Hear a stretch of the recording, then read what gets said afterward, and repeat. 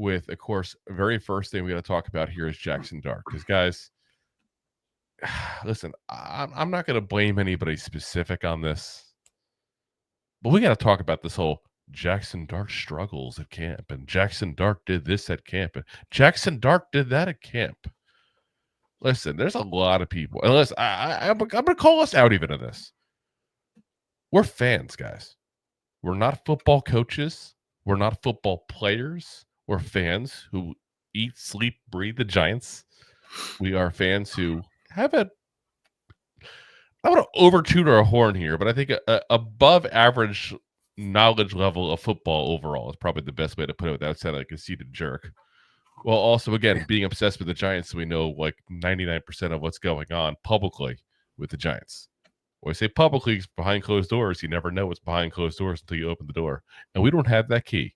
So there's a lot of people out there now that are talking heads now on, content creators that just say all kinds of crazy crap to get views, guys.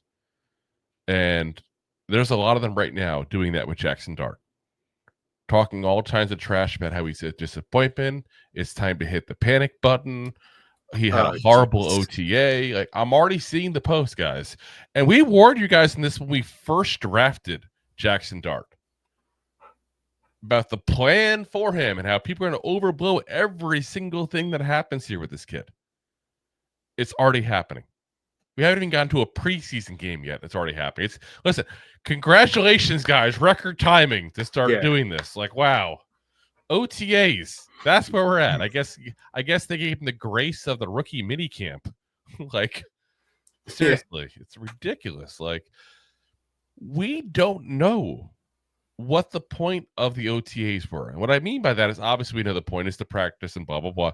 But there's always a hidden agenda. There's always things you're working on specifically at these practices. We don't know what they were.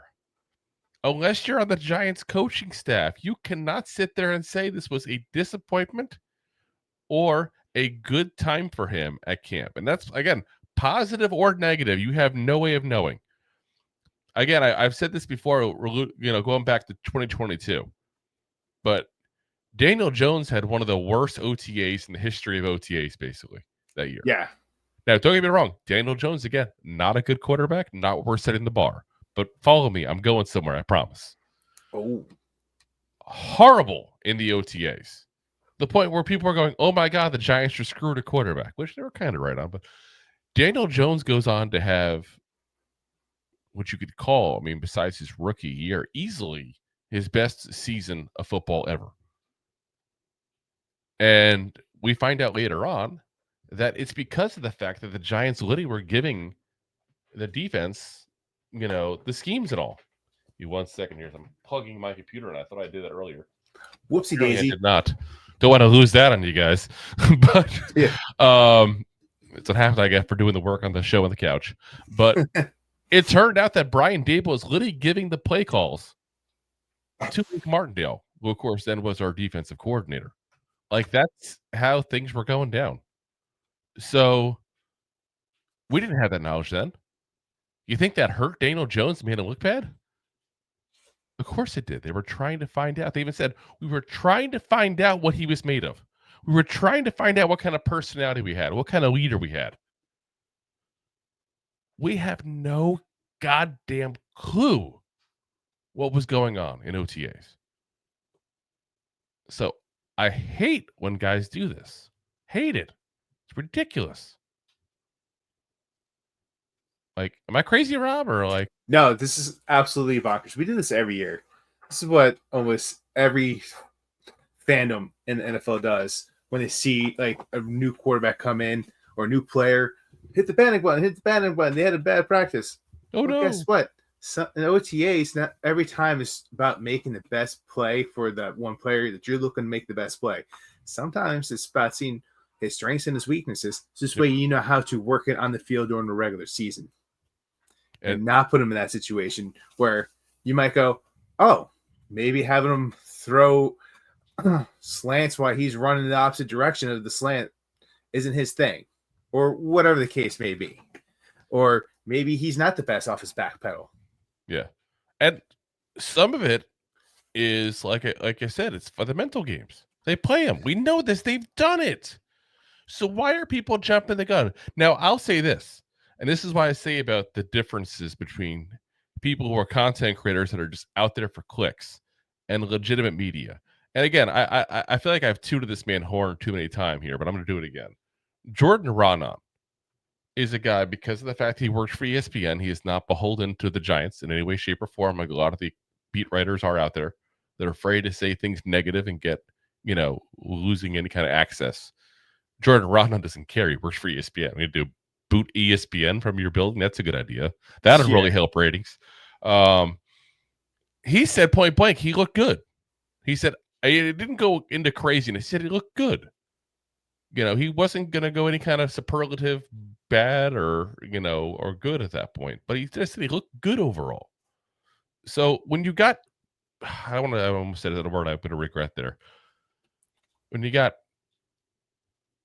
ill-informed, clickbait people telling you things that they don't even know what the hell they're talking about, take note of who those people are and ignore them.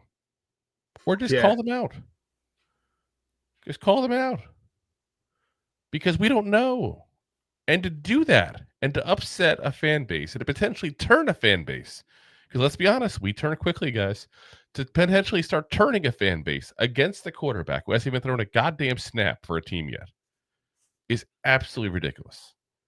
And it's malpractice, if there is such a thing, for content creators. Like, you can do things without going crazy, without saying things that aren't true, without, doing shock value only kind of stuff there. We do it 3 times a week, guys. And listen, if anybody thinks we're ever doing things clickbait, call out or fake things, call us out. Call us out point blank, because I'll tell you if something, because sometimes, like, I got called that one time for a title. I'll tell you guys that story. We got called that for a title one time. Now, I'll tell you point blank, what we do is upload our videos and AI creates the titles and the descriptions for us. It went a little crazy. It did. Owned up to it, fixed the title, and moved on. That kind of stuff will happen to everybody, especially when you do as many videos as we do a week. We produce a lot of days, 3 days, 3 weeks, 3 days. So, plus the 3 to 4 live we do a week. So, stuff will happen when you get AI help, so you actually have time to do things in your life. But I see people all the time doing fake articles, fake news things all the time. Jay's lots of videos. It's got to come to an end, because it's just annoying when I see this stuff, because it's like, produce content, go for it, produce a ton of content, produce legit content. Don't just scare people.